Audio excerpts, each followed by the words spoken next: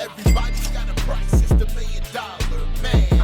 Podcast in demand. Understand, everybody's got a price. $1 million man. Everybody's got a price. $1 million man. Everybody's got a pod, it's the $1 million man.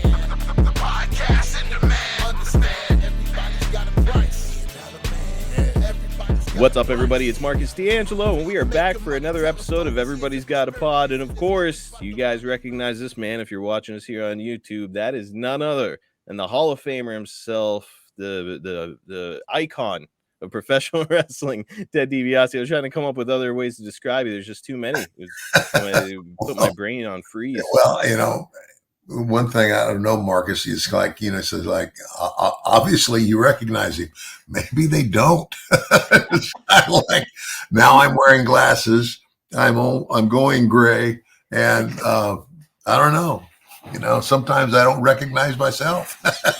Well, thanks to that recent action figure of you where they've actually got the modern day, Everybody's Got a Pod, Ted DiBiase head. Yeah, that was really cool. I mean, they gave you the glasses, the whole deal. I thought that was pretty cool. Yeah, pretty neat. So look, if you have a little NXT action figure collection, you can add Ted to that. Or, if you just want to start and Everybody's Got a Pod action figure collection, I mean, it's the perfect first step. You got to get that Ted action Here's figure. the 70-year-old version of me. Oh, man. Hey, what'd you say? He's aged like a fine wine. Not everybody can say the same thing. But hey, look, Ted, we're having some fun already, and we're about to have a lot of fun today on this episode. We're talking about WrestleMania 10. We're looking back 30 years. Ooh. But unfortunately, this week, Ted, and actually today, marks a pretty unfortunate thing that happened. Virgil has passed away. Your old bodyguard, friend, and partner. Oh gosh, I was really sad to hear that. Mike Jones is Virgil's real name, or was Virgil's real name. And we met when in the WWE office when this whole thing with the $1 Million Man started. And, back then, Mike had, oh my gosh, he had this tremendous body and kept himself in shape. And basically that was his role. He was like the bodyguard. I would run my mouth, and if somebody wanted to say something, I'd back up and say, Virgil, take over. But what we did a thing where basically, as Virgil, Mike gets tired of all of my crap, right, and just says, I'm not doing it anymore. And so we ended up having a one-off and had a match. And doggone it, Mike was a great guy, nice guy. And like I said, to keep your body in that kind of shape takes a lot of discipline. And he was very good at that. He was much better at doing that than I obviously was in terms of keeping his body in great shape. But it was, I just wish that he had more wrestling savvy. I don't know how to put it any other way. Because if he could have really wrestled, we could have had a good run. But basically, it was on and it was over, pretty quick. Good old Virgil. He didn't have the charisma, and so it was probably over before it really started. But we continued to be friends, and I would see him at some of the Comic-Cons from time to time. And I told him going forward, I said, if you get booked on any of the Comic-Cons and we end up there together, then please come and sit with me. And I did that much. But the reason that I stopped doing it was things that Virgil had said to some fans that just, it wasn't right. But I'm looking back at it from where I am now, and I'm going. And I see, he never would say that to me. He didn't want anybody to know that he was struggling. And uh,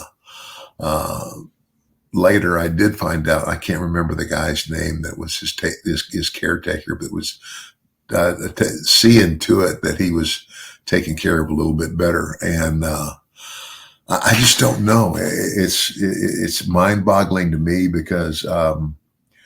I don't know who he was living with or how he was living, but I know that it was not good. It's just a sad story. Man, it is. And we hear about his health decline recently, and as you said, he was gifted with a great look and the will to form his body so incredibly well. But he wasn't really gifted with what it took to be a superstar in-ring performer, right? Correct. That being said, he and you are forever linked as the $1 Million Man, and Virgil, which is the role that he was probably best suited for, is being your bodyguard, and Yeah. did a great job with that. They brought him into WCW in a similar role, and he fulfilled his obligations and did a good job there. And As a matter of fact, Marcus, when I went to WCW, that's one of the things I did is, like they had all these people that were coming over, and it was kind of like the wrestlers were taking over. You know what I'm saying?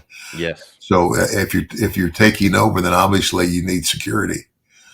And I said, what better security could I have than the guy who was my security for all those years?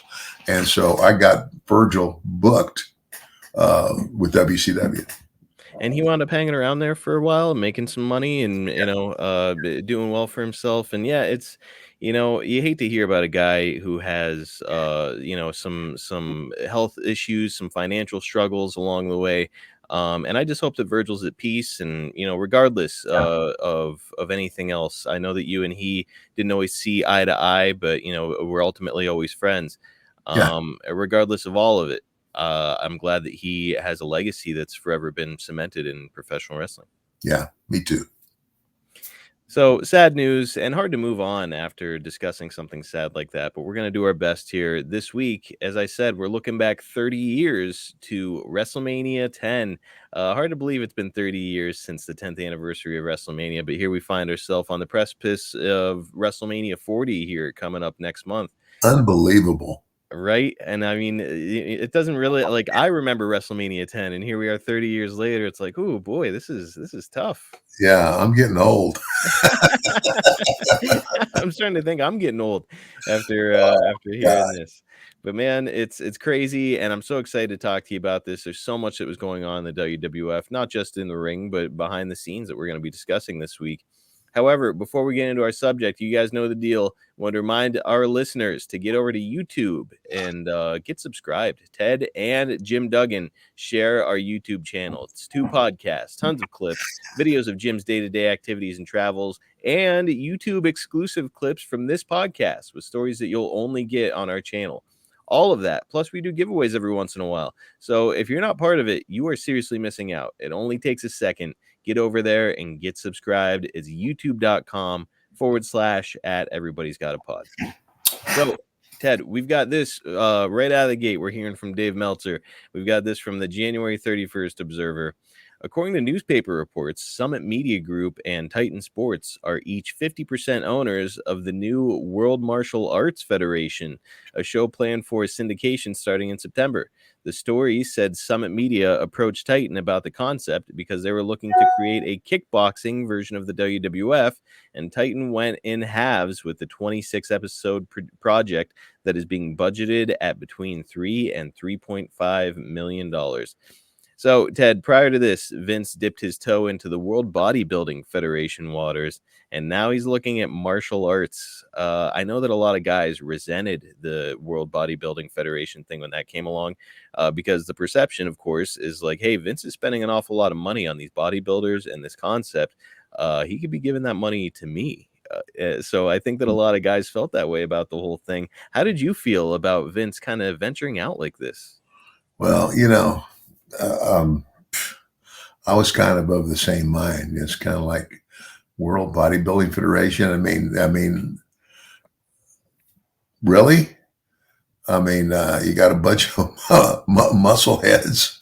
I said, oh, pick up the magazines that are on the rack in the on at the newsstand. You can see all the muscle heads you want to.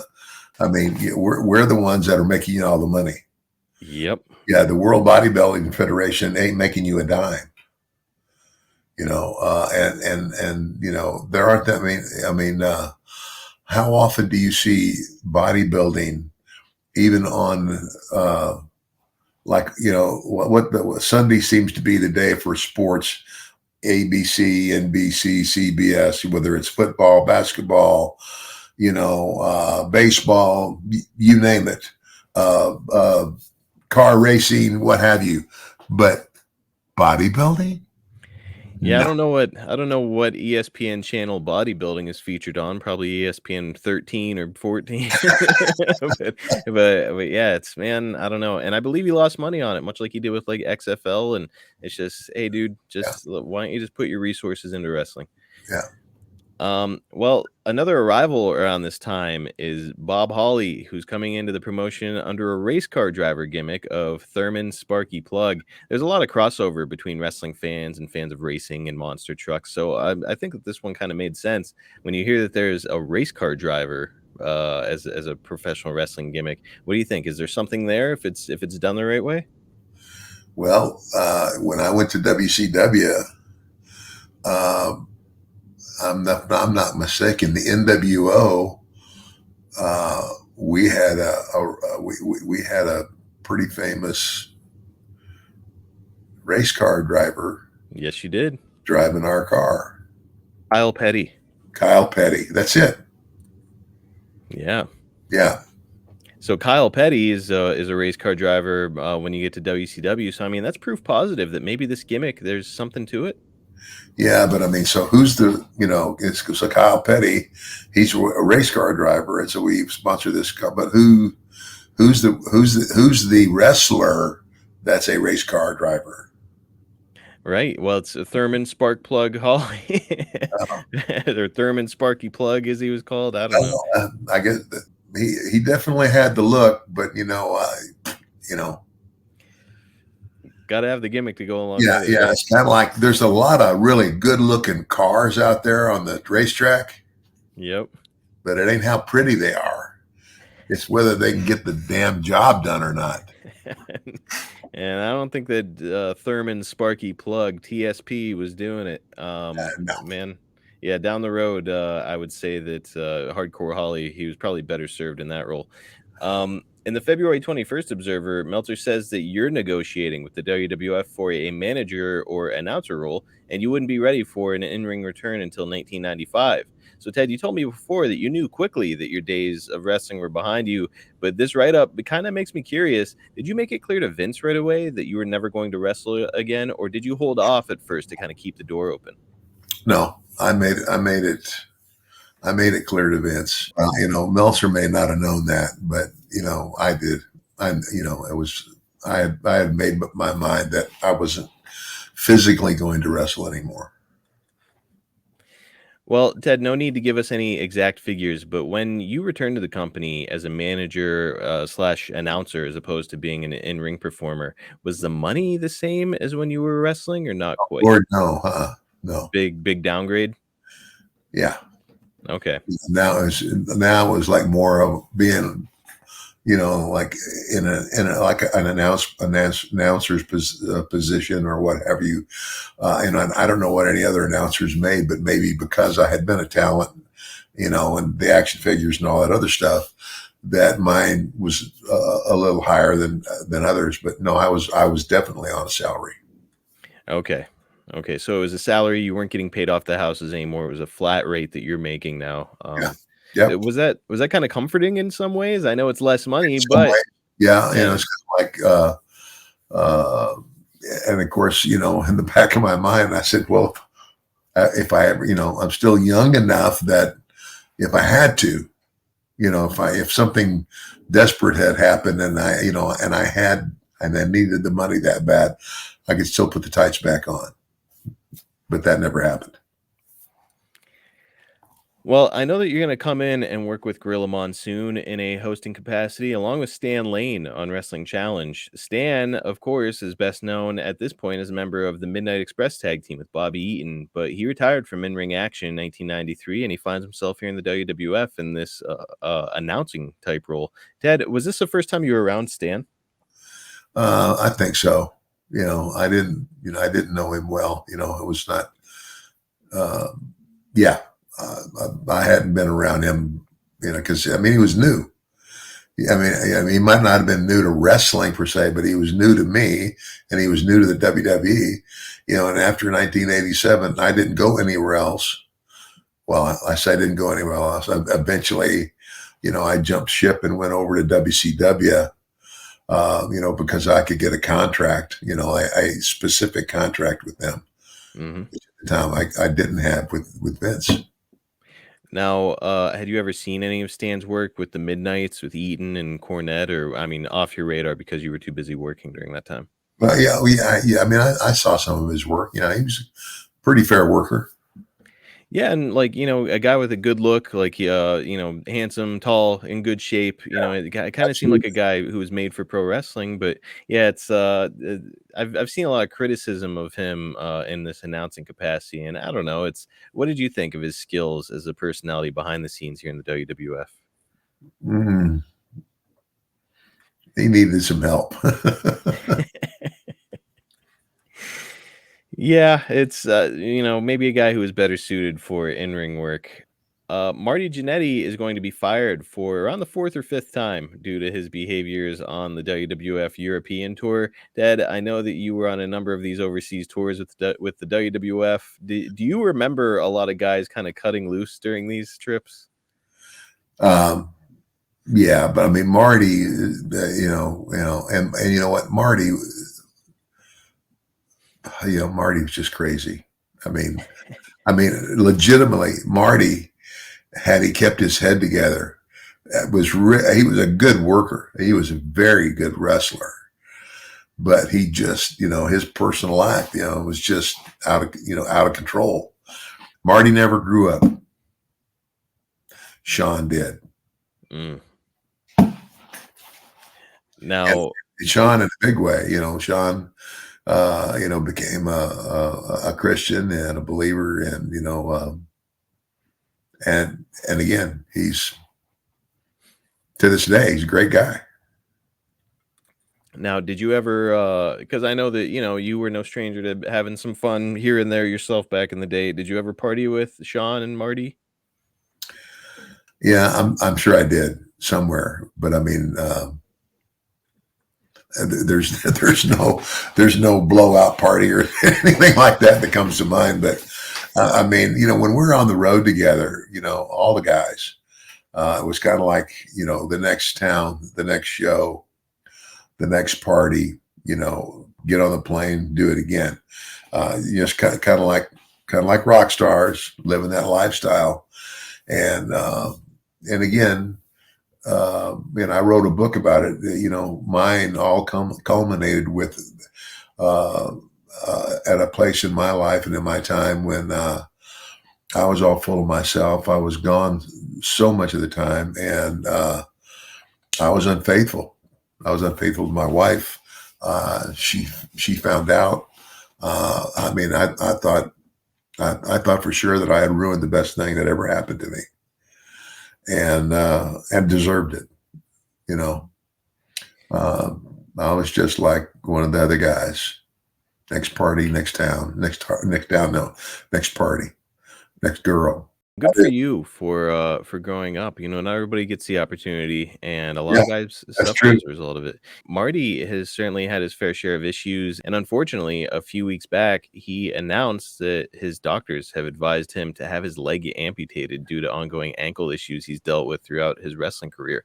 So, Marty's in a bad way, and it's sad to hear, especially a guy with such physical gifts as he had, right?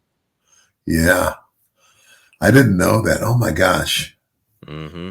He's going to have a leg amputated?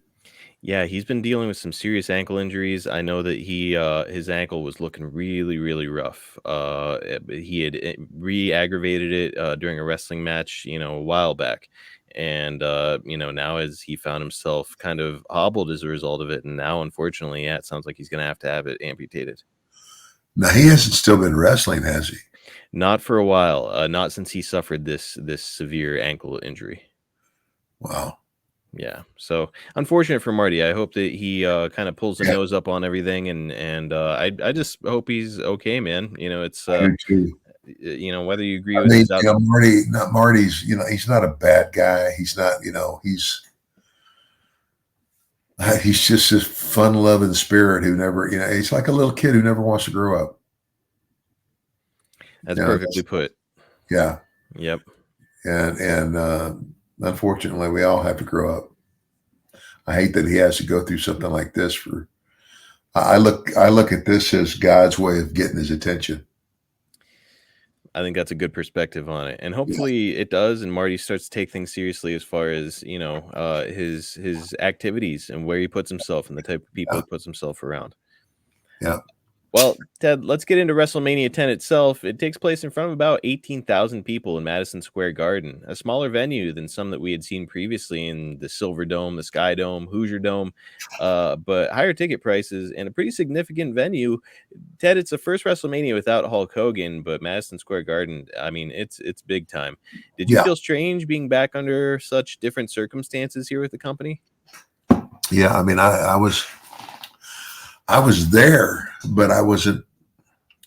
I mean, I'm sitting in the crowd watching the show. Yeah. And this was just, it's like that WrestleMania happened, and I had been in conversation with Vince, and he, and the show was over, and I was staying at a hotel that was virtually almost across the street from Madison Square Garden in Manhattan. And I remember I got my phone rang at about 1:30, and it was Vince. And he said, "Hey, pal," he said, "You ready to start this thing?" And I said, "Yes, sir." He says, "The car will be there to pick you up at whatever time early in the morning." And so what it was is I was going to start doing voiceovers. All right. And color commentary. That's when that started. And I know that I partnered a lot with Gorilla Monsoon, and he was really good. I mean, he was really helpful. It was kind of like, you got one straight guy, and then one guy and I can't remember what I think I was the guy that was. I wasn't calling the match so much as I was doing the color. Yeah, well, you're like the you add the personality, a little flavor to everything. Ted, it makes me curious because you and I had talked about you making the jump to WCW, which is 2 years after this. So 2 years later, you're getting ready to jump to WCW, and one of the reasons that you cited was that you felt that being on the road was danger for you. It represented the old life that you had tried to leave behind as you're trying to repair your relationship with Mel. So I'm curious, when Vince makes this offer to you at the time, you were still feeling okay about being on the road? You felt that you could balance your personal life and your professional life? Here's the thing, though. Here's the thing is I wasn't on the road. All of this at the time, right after WrestleMania 10, all this required of me was 2 days. Gotcha. I'm trying to think. I don't know. I would fly from home. I would fly they'd fly me into LaGuardia, and I'd rent a car and drive to Stanford, and I would do the voiceovers, because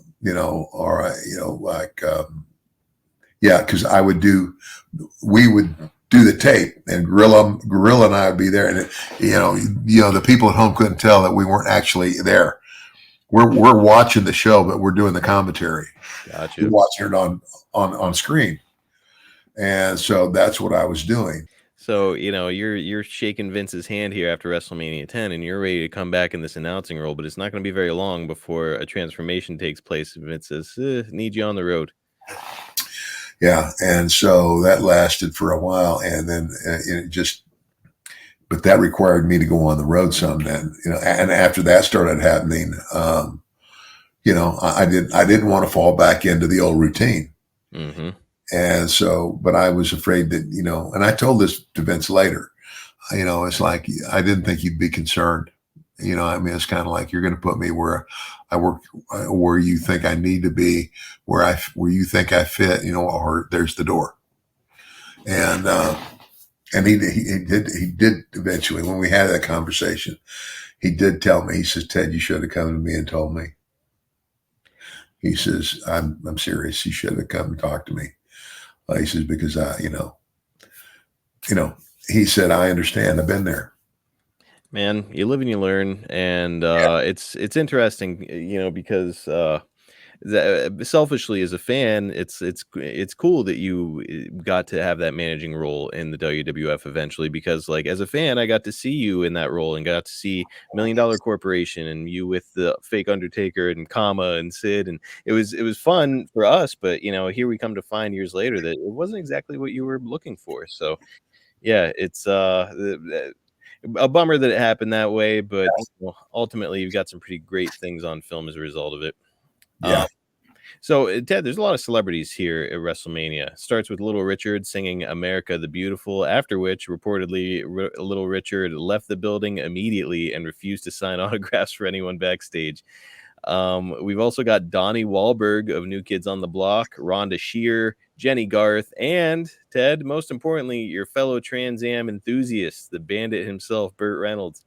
Ted, did you get any time around any of these celebrities? I think somewhere I have a picture of me and Burt Reynolds. Well, that's awesome. And Donnie Wahlberg. Yeah. You remember him? Well, yeah, I remember him, but I mean, it's like, what was he there for? It's a good question. It's because he was part of New Kids on the Block. And yeah, now I guess he's trying his hand at it wasn't his brother Mark. So Mark, no, it was not Mark, who was by this point an established actor. Donnie was New Kids on the Block, and I think that at this point they had hyphenated it and kind of changed the group, and they were floundering. The group wasn't doing well, but Donnie was soon to have an acting career of his own here. Okay, well, yeah, because I can't remember when it was, but it was one of those nights when we were in New York. And we were, I don't know where we were going, or whether we were going to a car or what it was, but we're walking down the street and these guys are on the steps and they're singing. And all of a sudden, I look up and I go, "Holy shit, Marky Mark." Really? Yeah. Which was Mark Wahlberg. Yeah. When he's a kid. And he goes, "Holy shit, it's the $1 Million Man."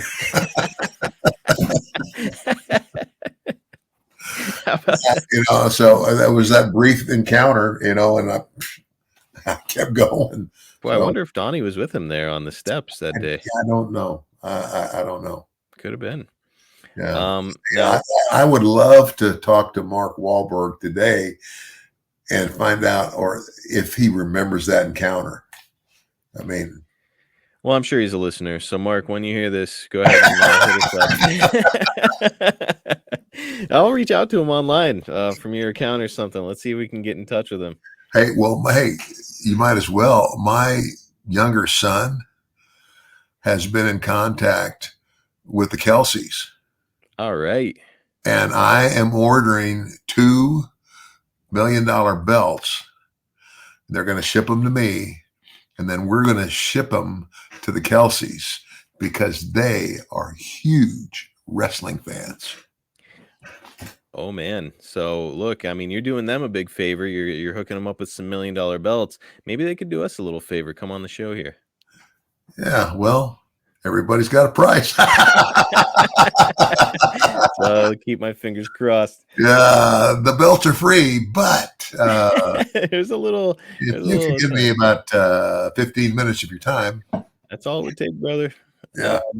But hey, I do want to ask you about Burt Reynolds. He's a pretty big star himself, and a guy who apparently, according to Meltzer, is a huge wrestling fan. Do you remember interacting with him much, or just like a quick picture and that's it? I took a picture with him, and he was so cordial and great. And the one thing I did get a chance to tell him was that I had that exact car. Yeah. Man, if listeners, I could have killed myself for selling that. If I had that thing now, it'd be worth $1 million.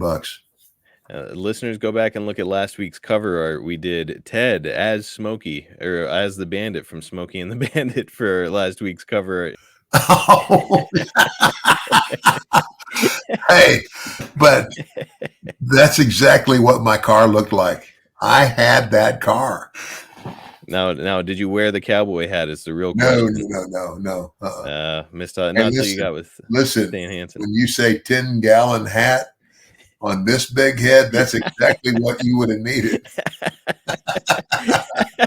Hey, oh gosh, would have fit your gimmick with Stan Hansen, that cowboy hat, that and the Trans Am, boy, right at home.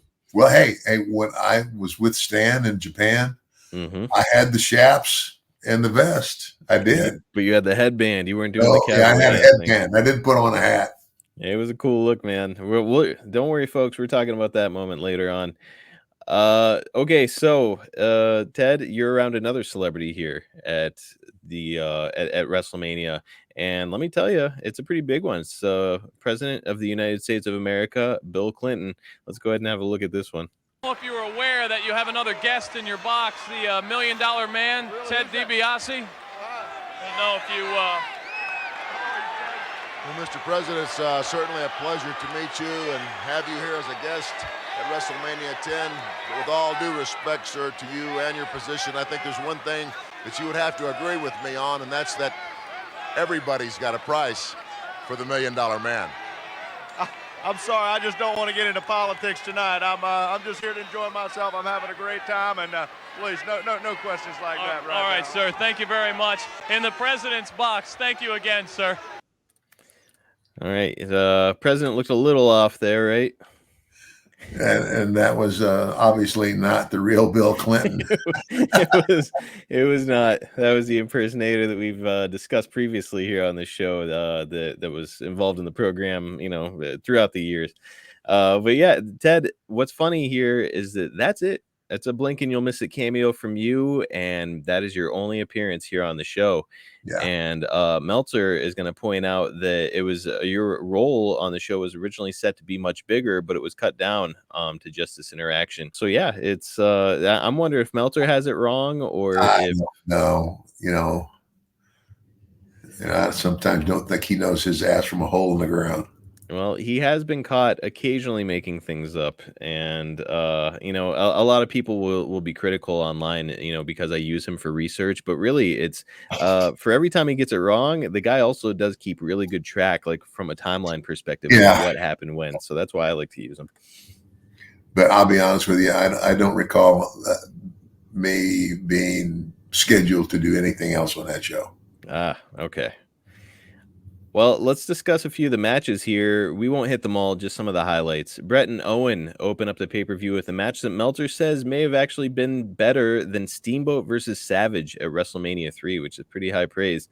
Look, that's considered the high watermark for a technical match at WrestleMania. Bret puts Owen over, and Owen is solidified as one of the top heels in the company and one of my personal favorite heels of all time because of his unique kind of bratty approach to the role. Ted, you've said that Bret was the right choice as the new flag bearer for the new generation era, and that makes me wonder, did you see that same potential in Owen as a guy who could carry the company, or was he best suited in this kind of role that he had?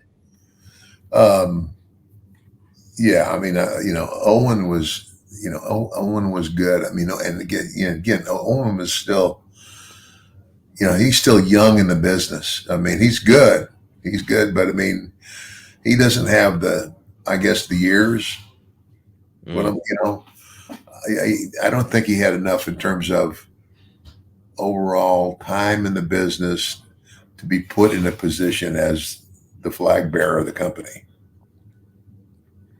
I'm with you, and it's this role that he's in against Brett is kind of the bratty younger brother, and I mean, it's I would say on the flip side of that, I think like Brett had been in the business long enough that had he been given that position like the flag bearer of the company, I mean, Brett could have handled it. To your point, Brett had been working as a wrestler, an active wrestler since like the late 70s. So Yeah. he had been working for a really long time, Well, was really well seasoned. I started in '75, so Yeah. So I mean, Owen, fantastic performer, but I'm kind of with you where it's like, him in this kind of antagonistic heel role. I don't know if it's world title worthy, but man, it was fun to watch. yeah.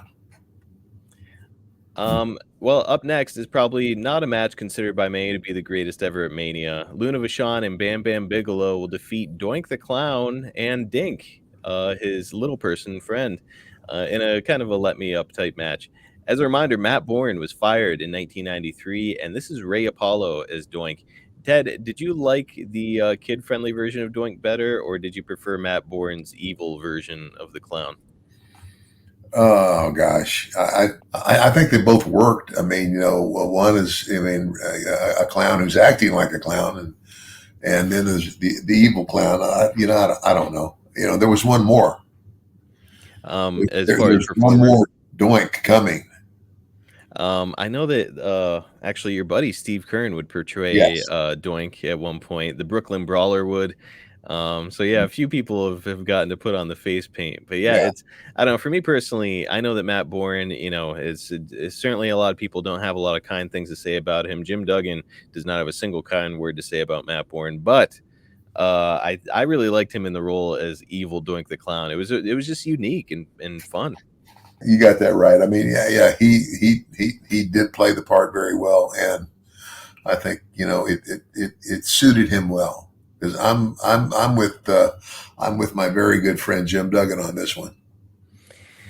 Yeah, not a great person, great I'll put it performer. this way too. It's a good thing that the fight that started was broken up because Jim would have beat the. Nah. There's no question about it. It's the thing you hear about Jim all the time is like, oh, he's one of the toughest humans ever to be in wrestling. Probably not a guy to mess with. So what did I do have to ask while we're here? What did you think about Dink? His real name was Claude Giroux. He was formerly known as Tiger Jackson during his time in Canada, and a little person performer who will still occasionally get bookings here and there. Well, I never gave a whole lot of. I didn't spend a whole lot of time thinking about Dink, but yeah, he fit the role obviously, and he did it well. Everybody got a big kick out of it. Back in the day, the day they used to have as a novelty, and I thought Vince did some of these too. That we would have what they called midget matches. Mm-hmm. And I guess Vince was very adamant about do not let me hear anybody calling them midgets. They are small people. Well, that's good. He's He didn't paying like attention the to that. term midget. And so, but yeah, I mean, I used to love to watch them work. I mean, because they were so fast. They're entertaining. I know that back in the day, Very it was Little Beaver was one of the ones that was heavily featured. So yeah, I've always enjoyed it. I think that there's a place for it, and again, not every match needs to be super serious. I think that sometimes you can have a little let me ups here and there, and this is perfect for it. Yeah. Well, Ted, the match everyone wants to talk about when it comes to WrestleMania 10 is Shawn Michaels versus Razor Ramon in a ladder match for the Intercontinental Championship. Meltzer would say that Shawn Michaels put on the single greatest performance in the history of the business here. Something I've heard a few times over the years is that folks are going to say that it was Shawn had a 5-star match with a ladder, which it feels a little bit unfair to Scott Hall, who is Shawn's dance partner here. What's your take on that narrative? Well, I mean, I agree. I mean, it was an unbelievable match, but I wouldn't give all the credit to Shawn. I would give a lot of the credit to Shawn, but I mean, it takes two to tango, buddy. Mm-hmm. So if the guy that you're out there in the ring with isn't doing his part, then in other words, you might be good, but that other guy's got to be doing what he's supposed to be doing to make you look good. So, Dave, get a grip. Get a grip, Dave. And yeah, I mean, like, Scott is one of those guys who just seemed like he was always in the right spot. Like he knew wrestling well enough to know, like, here's where I need to be at this time. He knew about timing and pacing. And yeah, I love Scott Hall's work. So I think he deserves certainly 50% of the credit here. Yeah. Now, as far as the match itself goes, there's not much to say about it that hasn't already been said. It was phenomenal, and I think both performers were key to the success of it. So, Ted, I'm going to ask you one of these questions that I know is hard to answer, but let's see if you can come up with something. For your money, is this the greatest WrestleMania match of all time, this ladder match?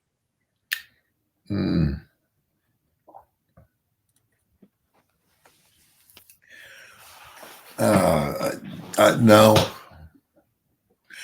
I wouldn't say that. I wouldn't say it was the greatest WrestleMania match of all time. I mean, you think about how many, big events that there have been in wrestling.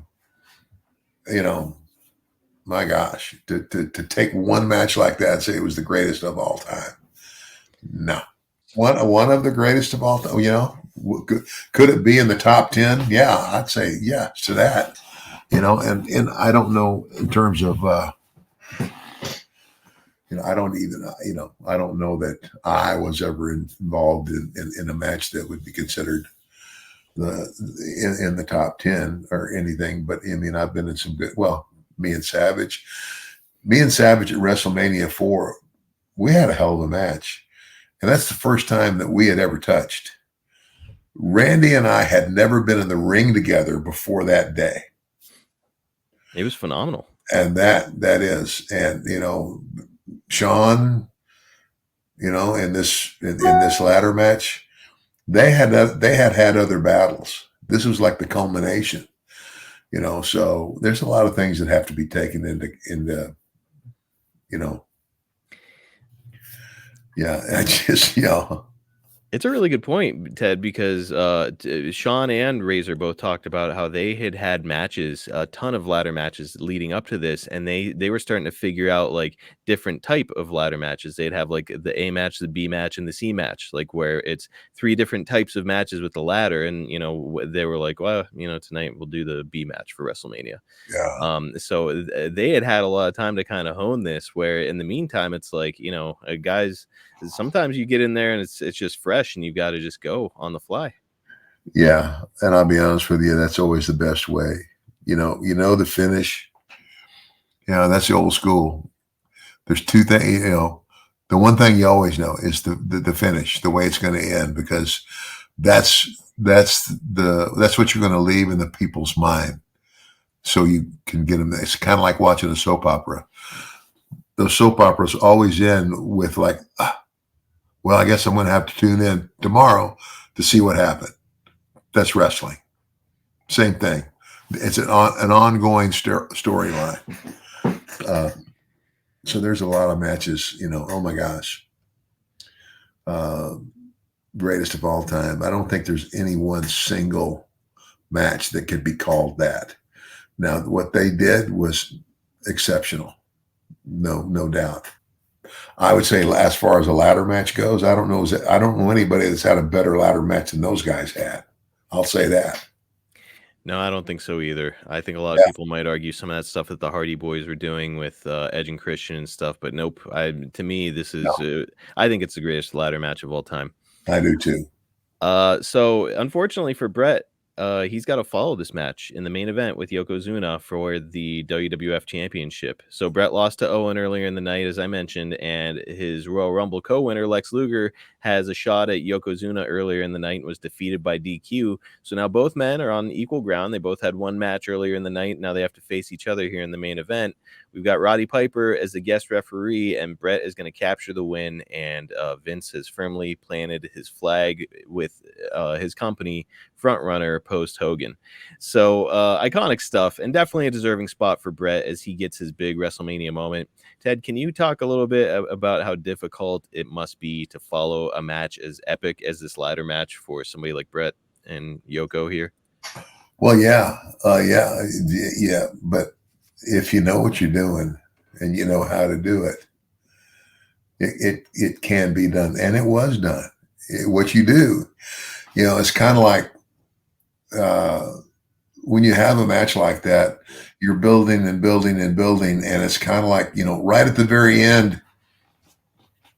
Okay, I don't know if this is a good analogy or not.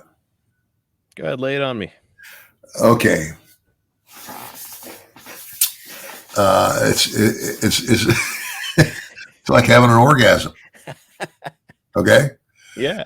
It builds and it builds and it builds, and all of a sudden it comes, and you've spent yourself, and it takes you a little while to get back up to where you can do that again. So this big explosive match happens, with the ladder match, and the two guys go out and they follow it the best way, and you know what it is? You sit down, you get in a hole and you sit down, and you build that story piece by piece by piece. And sure enough, if you do it in the right way, you can get back up to that same crescendo and do it again. But today, I say that's very hard to do, because I don't think there's 20 wrestlers that know how to do that anymore. When to tell that story, to just go from, it's like, it's kind of like, back when you think it's real, and that's what I used to say. Okay, all these people know wrestling's a show business, but I'm going to go out there tonight and I'm going to make those people believe that the guy I'm working with and I are going for it, for real. That was always my mindset. And as long as I had that mindset,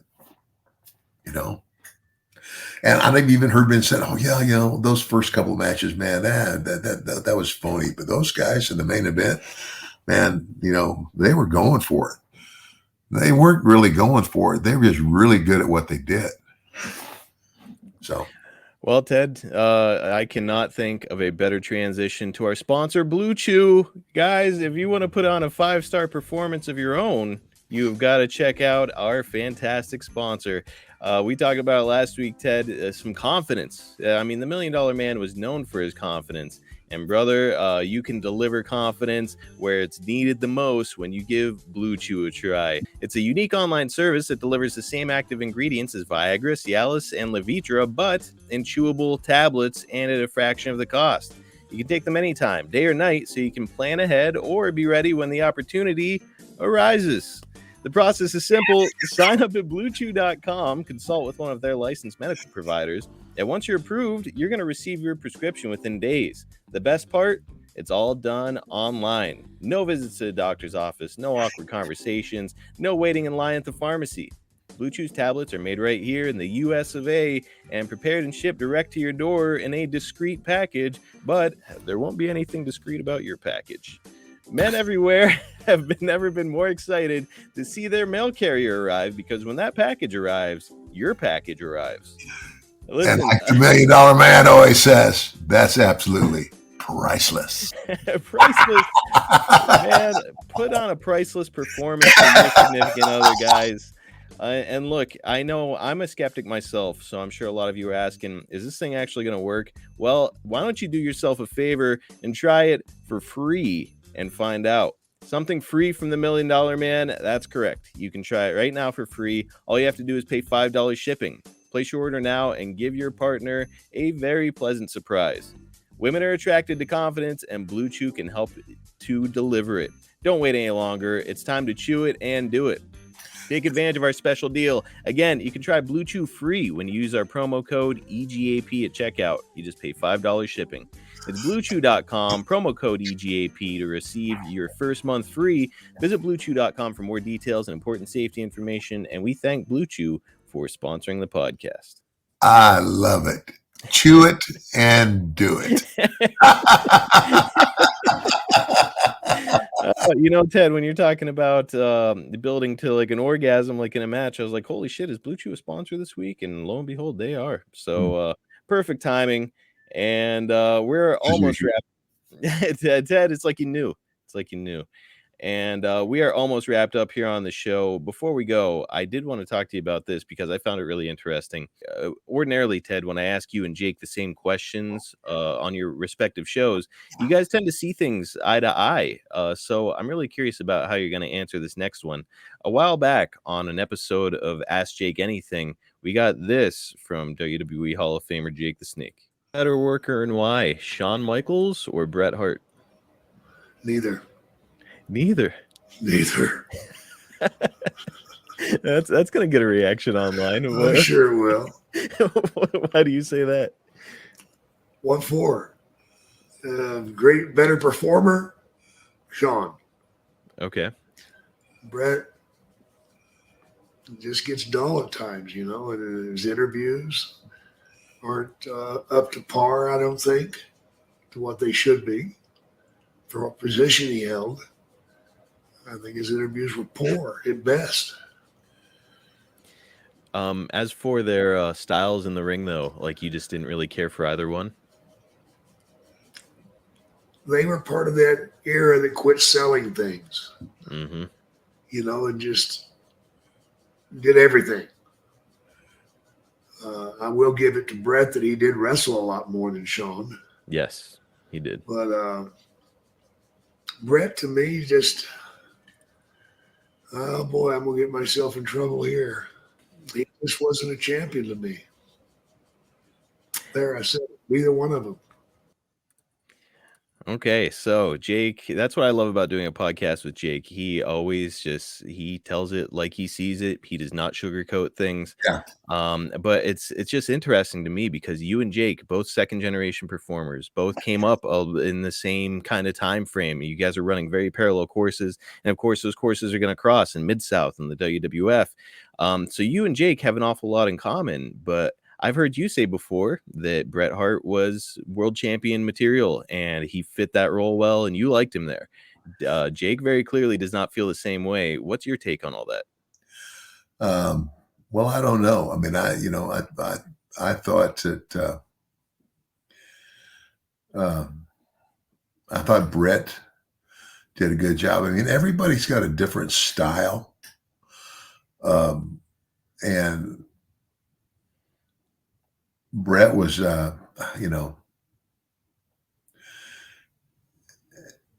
was kind of like he had charisma, but it was like, I don't know. It was kind of like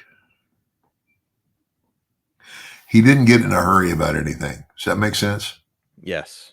Well, it's Bret was like a very kind of methodical, tell a story out there type wrestler. Yeah. Which spoke to the fact that we come from the same school. And basically, Jake comes from that school too. Yeah. That old school too. But I mean, I don't know that I totally agree with Jake. The Harts are slow and methodical.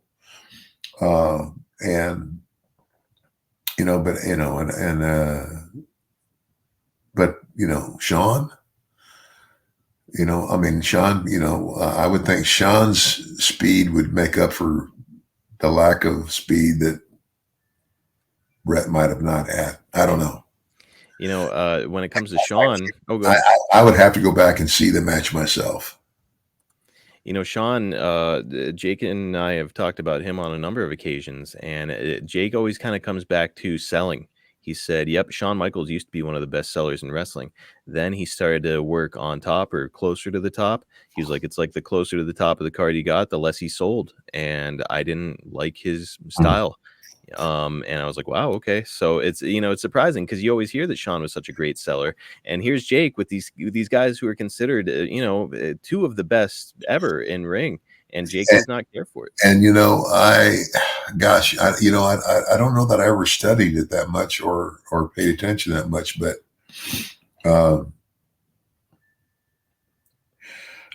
I mean, I have a tendency to agree with everything.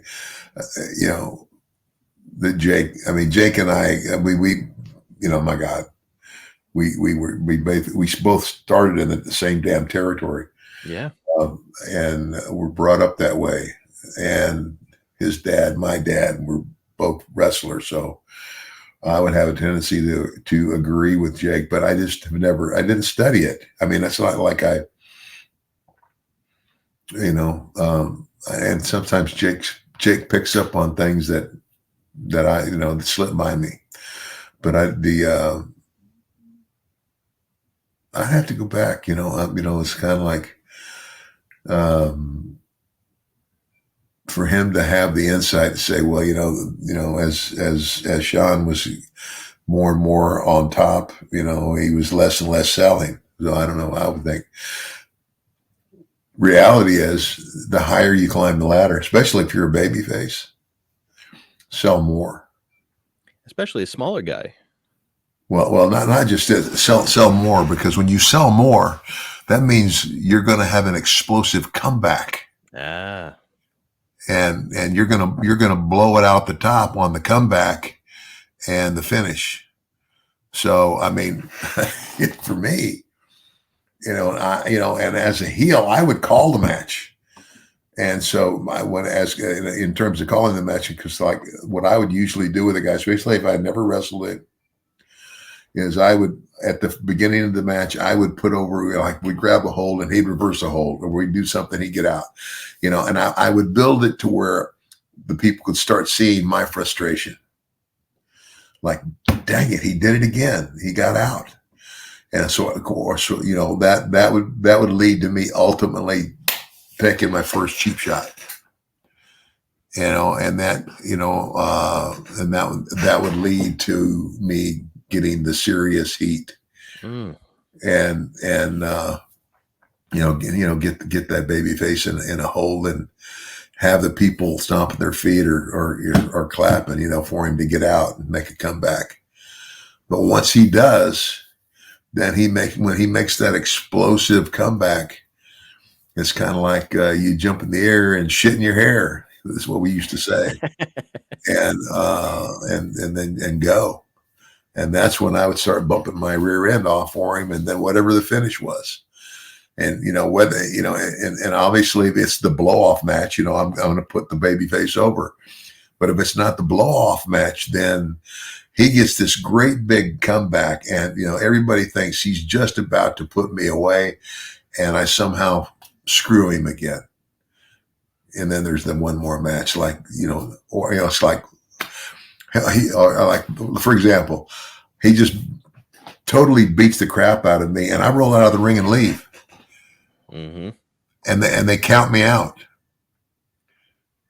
So he wins, but you can't win a title match on default, right? On account, So it's like, you beat me, but I didn't lose the belt. Now we got to have another match. Well, next time they either put the guys around the ring, lumberjacks style, or they put up the cage. Man, it's such a cool way to tell a story, and that's what strikes me about all of you wrestlers. All the wrestlers talked about here, Jake, you, Bret, Shawn. It's all great storytellers in the ring, and that's why it's like hearing this from Jake. Like, I was shocked whenever Jake said it. So, but Jake, he's a really sharp guy. So to your point, maybe he's watching these matches differently than you and I. Yeah. Well, that's some insight that I just never. I never took the time I didn't look at it like that. But if I went back and looked at it, but no, Jake is sharp. I give him that. He always has been. Well, we're having a lot of fun here on the podcast. That's going to wrap us up for this week. But we are not done yet. Looking back to WWF in 1994, it's far from over. We've still got SummerSlam this year and the Underfaker versus Undertaker.